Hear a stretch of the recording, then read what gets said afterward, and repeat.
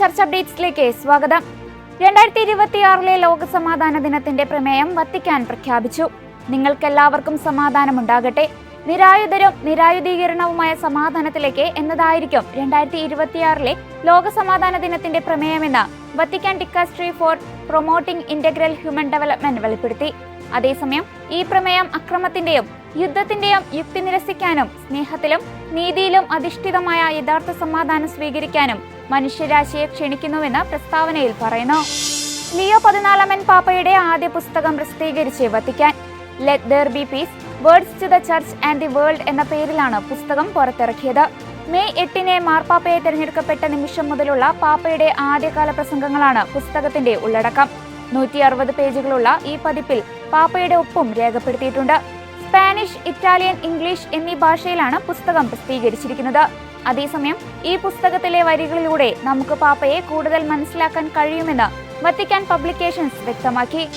Muslim council of എൽഡേഴ്സിന്റെ secretary general judge Muhammad Abdul സലാമുമായി വത്തിക്കാനിൽ കൂടിക്കാഴ്ച നടത്തിയ ലിയോ 14 പാപ്പ സമാധാനവും മനുഷ്യ സാഹോദര്യവും പ്രോത്സാഹിപ്പിക്കുന്നതിനുള്ള മാർഗമെന്ന നിലയിൽ മതാന്തര സംഭാഷണത്തിന്റെ പ്രാധാന്യത്തെ ഈ കൂടിക്കാഴ്ച എടുത്തുകാണിച്ചുവെന്ന് ജഡ്ജി അബ്ദുൽ സലാം പറഞ്ഞു. സംഘർഷങ്ങൾ അവസാനിപ്പിക്കാനും സമാധാനം വളർത്താനും ആഹ്വാനം ചെയ്യുന്നതിൽ മതനേതാക്കളുടെ ശ്രമങ്ങളെ പരിപോഷിപ്പിക്കുന്നതിനുള്ള അവസരമായി അദ്ദേഹം കൂടിക്കാഴ്ചയെ വിശേഷിപ്പിച്ചു. ഗാസ നഗരം ഏറ്റെടുക്കാനുള്ള ഇസ്രായേൽ സർക്കാരിന്റെ പദ്ധതിയെ വധശിക്ഷ എന്ന് ജെറുസലേമിലെ ലത്തീൻ ഓർത്തഡോക്സ് പാത്രിയാർക്കീസുമാർ വിശേഷിപ്പിച്ചു. ഓഗസ്റ്റ് 26 ചൊവ്വാഴ്ച പുറത്തിറക്കിയ സംയുക്ത സന്ദേശത്തിലാണ് പാത്രിയാർക്കീസുമാർ ഇപ്രകാരം പറഞ്ഞത്. ഗാസ നഗരത്തിന്റെ നിയന്ത്രണം ഏറ്റെടുക്കാനും ഗാസ മുനമ്പിന്റെ തെക്ക് ഭാഗത്തേക്ക് സാധാരണക്കാരെ മാറ്റിപ്പാർപ്പിക്കാനുമുള്ള ഇസ്രായേൽ സർക്കാരിന്റെ പദ്ധതി നീതീകരിക്കാനാവാത്തതും അനാവശ്യവുമാണെന്ന് സംയുക്ത പ്രസ്താവനയിൽ പറഞ്ഞു.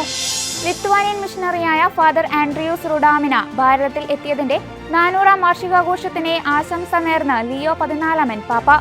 യേശുവിനു വേണ്ടി പ്രേക്ഷിത പ്രവർത്തനം നടത്തുന്നതിനായി രാഷ്ട്രീയ പദവി ഉപേക്ഷിച്ചുകൊണ്ട് ജെസ്യൂട്ട് വൈദികനായ ഫാദർ ആൻഡ്രിയൂസ് റുഡാമിന ഭാരതത്തിൽ എത്തിയതിന്റെ 400ാം വാർഷികം ഗോവയിൽ നടത്തുന്നതിനോടനുബന്ധിച്ചാണ് പാപ്പ ആശംസ നേർന്നത്. വാർഷിക ആഘോഷത്തിൽ സംബന്ധിക്കുന്നവർക്ക് ആശംസകൾ നേർന്നുകൊണ്ട് ലിയോ 14 പാപ്പ ടെലഗ്രാം വഴിയാണ് സന്ദേശം അയച്ചത്. ഇതോടെ ചർച്ച അപ്ഡേറ്റ്സ് പൂർണ്ണമാകുന്നു. നന്ദി.